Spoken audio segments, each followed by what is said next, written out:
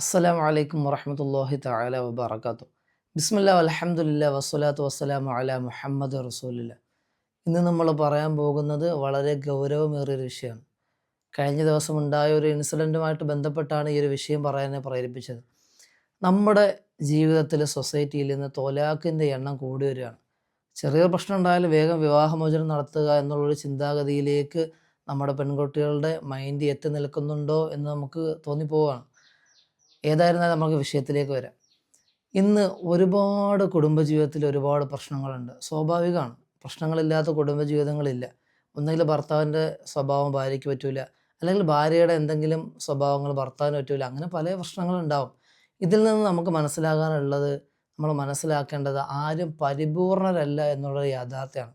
ആരും പരിപൂർണരല്ല. എല്ലാവർക്കും അവരുടേതായ സ്വഭാവ വൈകല്യങ്ങളുണ്ടാകും. ശരിയാണ്. പക്ഷേ അതൊക്കെ മനസ്സിലാക്കി പരസ്പരം ആ പ്രശ്നങ്ങളൊക്കെ പരിഹരിച്ച് മുന്നോട്ട് പോകുന്നതിലാണ് നമ്മുടെ വിജയമുള്ളത്.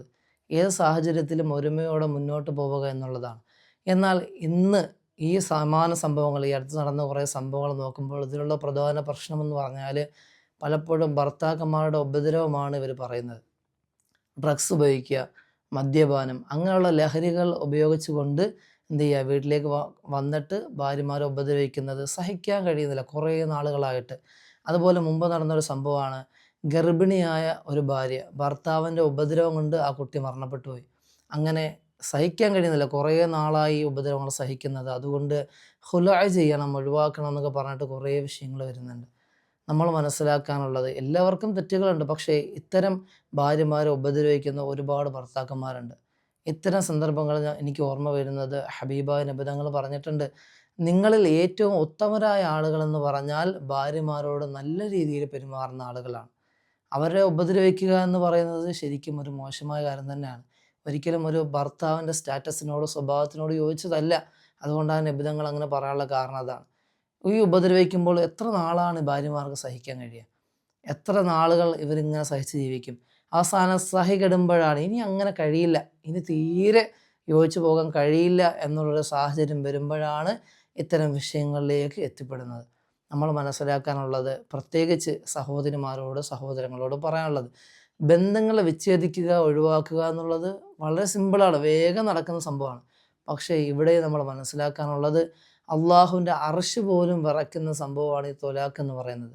ഭൂമിയിൽ ഒരു ത്വലാഖ് നടക്കുമ്പോൾ അള്ളാഹുവിൻ്റെ അർശ് പോലും വിറയ്ക്കുമെന്ന് ഹബീബായ നബി തങ്ങൾ പറയുമ്പോൾ നമ്മൾ ശ്രദ്ധിക്കുക. പരമാവധി എത്രത്തോളം നല്ല രീതിയിൽ മുന്നോട്ട് പോകാൻ കഴിയുമോ, അല്ലെങ്കിൽ ഒരു കൗൺസിൽ കൊടുത്താൽ ചിലപ്പോൾ ശരിയാകാവുന്നതേ ഉള്ളൂ. ഏതൊരാൾക്കും നന്നാകാൻ, മനസ്സ് മാറാൻ സെക്കൻഡുകൾ മതി, മിനിറ്റുകൾ മതി. ചില ഉപദേശങ്ങൾ ഭാര്യമാർക്ക് കിട്ടിയാൽ, അല്ലെങ്കിൽ ഭർത്താക്കന്മാർക്ക് കിട്ടിയാൽ മാറാവുന്നതേ ഉള്ളൂ പല ജീവിതങ്ങളും. തൊട്ട ഉടനെ എന്തെങ്കിലും പ്രശ്നം ഉണ്ടാകുമ്പോൾ തന്നെ അത് ഒഴിവാക്കണം എന്നുള്ളൊരു ചിന്താഗതിയിലേക്ക്, ആ ഒരു മനോഭാവത്തിലേക്ക് വരാതെ എങ്ങനെ ഈ പ്രശ്നങ്ങൾ പരിഹരിക്കാം, അങ്ങനെ എന്നിട്ടും അങ്ങേയറ്റം ശ്രമിച്ചിട്ട് കുറേ കൗൺസിൽ നടത്തി, കുറേ ഉപദേശങ്ങൾ നോക്കി, മധ്യസ്ഥത നടത്തി, എന്നിട്ടും കഴിയാത്തൊരു സാഹചര്യം വന്നാൽ മാത്രമേ, അതും 100% മുന്നോട്ട് പോകാൻ കഴിയില്ല എന്ന് ഉറപ്പുണ്ടെങ്കിൽ മാത്രമേ അത്തരം ഭാഗങ്ങളിലേക്ക് നമ്മൾ ചിന്തിക്കാൻ പാടുള്ളൂ.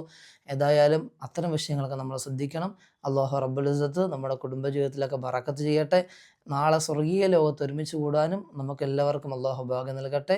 അസ്സലാമു അലൈക്കും വറഹ്മത്തുള്ളാഹി വബറകാതുഹു.